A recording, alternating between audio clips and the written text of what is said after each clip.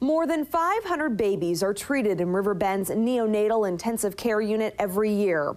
One family, like many others, never expected to need the NICU's services. But when their child's life depended on it, they were grateful for it.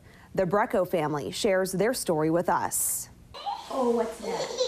At 28 weeks pregnant, Rachel Brecko thought she was having a normal pregnancy. I was doing really good. I thought I was doing really good. But when Rachel didn't feel any fetal movement, she and her husband Brian went to the hospital. And they just said, because we know from her heartbeat that something's wrong, and so we have to get her out right now. Caitlin Jo Brecko was born on March 14th, 3 months early, via an emergency C-section. When they brought her back in, I was kind of preparing myself. I know she's going to be small. When they brought her in, though, I was not expecting how small she actually was.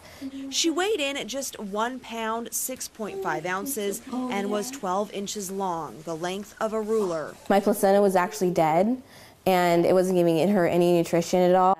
They told us that if she would have been an hour or two longer from me actually getting to the hospital, that she wouldn't have made it all. From that point on, the Breckos would take a wild roller coaster ride. After birth, Caitlin was moved immediately to Riverbend's neonatal intensive care unit.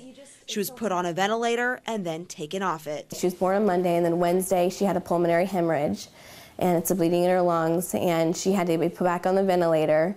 That's kind of where it went downhill. Caitlin's brain was also bleeding, and she was having problems with her heart. At 2 weeks old, she was transported to Dornbecker Children's Hospital in Portland for surgery. However, it was a surgery Caitlin wouldn't need because this little fighter started healing all on her own. So she came out of the NICU with having no surgeries at all, which is amazing for the size that she was. Before long, her lungs, brain, and heart healed. She did have complications with her eyes, but that too went away. Caitlin was taking major steps toward her recovery. She came off the ventilator and then the feeding tube. Each stage is another stage to go home.